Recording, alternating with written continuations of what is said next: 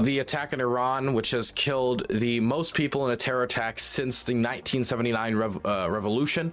95 people have died from the last count that was published. Originally, it was 103.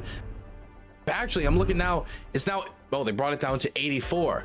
Okay, so originally it was 103, then it was 95, now it's 84. Hopefully the number keeps going down, personally. The less deaths, the better. But now we have a new update to the story, and the update is that ISIS has now claimed responsibility for the attack. So yesterday I talked about, because a lot of people were jumping to conclusions, and this is one of my main problems with how foreign events is covered, not only on Twitch, but on a lot of alternative media sources, but even mainstream media sources, and that is rushing very quickly to get conclusions so you can justify your own belief system, so you can fit it into your own little ideological pyramid for how you view the world as more building blocks for your evidence. You know what I mean? Whereas everyone immediately wanted to turn this into an element of the war between Israel and Hamas and Iran's regional conflict against Israel. Everybody, not everyone, but a lot of people wanted to do that because then it shows the possibility of it expanding into a regional war. It plays into, of course, the Iranian government's narratives, which different Iranian government officials, not public-facing government officials, but officers have already come out saying it was the Zionists along with their American allies and et cetera, et cetera. People seemingly wanted to just make this part of that narrative. But what I tried to remind people of yesterday is that the Middle East is not just Israel, Hamas, and Iran. There are other players involved in the region. And when it comes to Iran, there are other separatist movements. And we're not just talking about, you know, ISIS. ISIS is a terrorist organization that has done attacks in Iran before. They did an attack in 2022. I think they did another attack in 2017. They believe that the Iranians are heretics, and they believe that the Shia are heretics. And they hate Soleimani. They hate Soleimani because Soleimani, while he was within Iraq and Syria, not only organized militias that fought the FSA, the Free Syrian Army, but also organized militias that did end up fighting ISIS. So them targeting a memorial event for Qasem Soleimani, I don't think is that far out of ISIS's purview. They're attacking heretics. They're attacking a country that has fought with them in the past. They're attacking Soleimani's memorial convoy, and they hate Soleimani. Soleimani got a lot of ISIS guys killed, and they can bring more attention to themselves when they're more attention-starved than ever, especially with the war between Hamas and Israel, when organizations like Hamas, Islamic Jihad, the Houthis, and other players in the region are getting more attention to them than ever since they've lost their territorial holding. So I didn't say yesterday that it was ISIS, but what I did say is that it could be ISIS, or it could be maybe possibly another separatist movement. Trashamancer has donated $5. No, Dylan, the Middle East is just Hamas. Israel eat hot chips and sand. Yes, eat hot chips and sand. Sadly, a lot of people jumped to conclusions. I waited a little bit longer, and it turns out that it was ISIS. And my desire to wait a little bit yesterday to see if it could be an organization like ISIS, which was the example I used yesterday, and I said could be a culprit since they've done attacks like this in the past in Iran. Not specifically like this with IEDs, but they have done attacks in Iran before. It turns out it was a smart thing to do to wait. It's a horrible tragedy. I hope the Iranians find the people who are responsible, capture them, and make sure they don't do any more attacks. But I think this is just another warning, especially for our space, of the need to wait and see for the information to fully come out before you start rushing to conclusions in a desire to create as much content as physically possible and as much information as physically possible for your audience. You don't have sources on the ground. You're not an expert in the region. Just wait and see for the people who maybe are experts in the region and do have sources on the ground to come back with more information about what's going on. That's all I ask. That's all I ask for the people in the space. I still saw people blaming the Mossad after ISIS-K already took responsibility on a post about it. That's the thing, is it feels like ISIS-K is almost like right now saying like, no, it wasn't the Israelis, it was us. Wait, why you guys still don't know it was us? They're like going out having to put out posts like, no, it was us. I promise it was us. We did it. Yes, we killed them.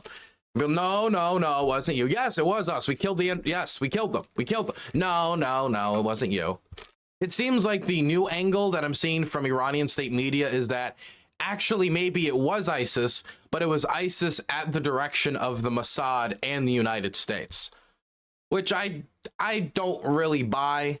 I don't buy that. I don't think after Operation Inherent Resolve, we've created such deep operational ties with ISIS that we were able to get them there, or that we were motivated to do that, considering we're still investing resources in the region to try to stabilize northeastern Syria and other parts of the region like Iraq, to stop ISIS from resurging. And then we're going to give them military resources, we're going to give them intelligence, we're going to give them the funds to do that. You're going to need some legitimate evidence of that. It's Iranian state media that is the only source that's publishing that. We're going to have to wait until they can publish some more evidence than we think they did it.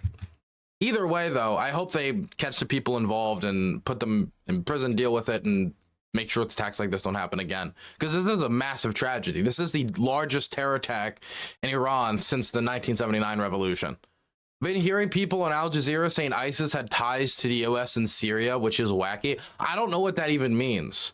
I know there was some reports that we gave weapons to one side, and then those weapons would trade hands and find their ways into the hands of ISIS. But that's very different than having like operational ties with ISIS. So I don't know what people mean by that. Because I remember I was at the University of Maryland and we were talking about Syria. I was talking about it with some local like socialist group. And I remember at one point somebody asked me about the weapons we gave ISIS.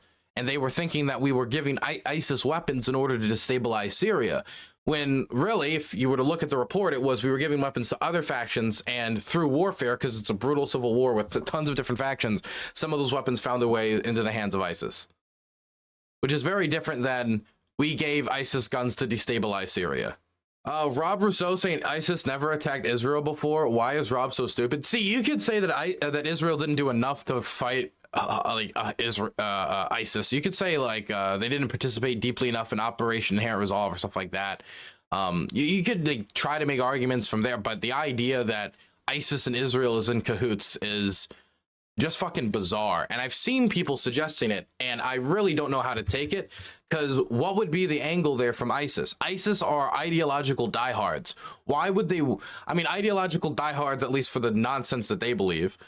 Why would they work with Israel? And what evidence is there of them working with Israel in this way? They hate the Jews. They want to kill all the Jews. ISIS attacks and kills 2 and injures 6 in Israel as Arab and Israeli officials hold historic summit. I mean, maybe part of the reason why there's less ISIS attacks in Israel is because Israel has a much more, even with the failure of what we saw on October 7th, Israel still has a semi-more competent security state than many of the other nation states that ISIS has found themselves in and able to operate in. Like, for example, Libya or Syria or even Iraq or Afghanistan, where they still have fighters and they're still fighting the Taliban. Like, if you compare all those countries' security infrastructure and like intelligence apparatus to Israel, it's not really even that comparable.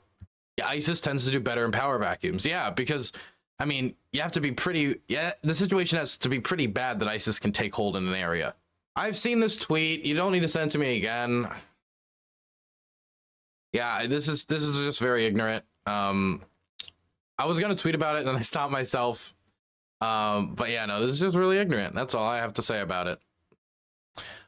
But he got the added context. ISIS has attacked Israel before. ISIS also claimed responsibility for the 2017 Jerusalem attack, but other groups also claim responsibility. There's a lot of evidence that ties ISIS to both Israeli and U.S. intelligence network. Okay, that reply. Okay, scrolling up. Again, I don't know what evidence he's talking about. I don't know what evidence he's talking about and what said evidence would say about this specific attack.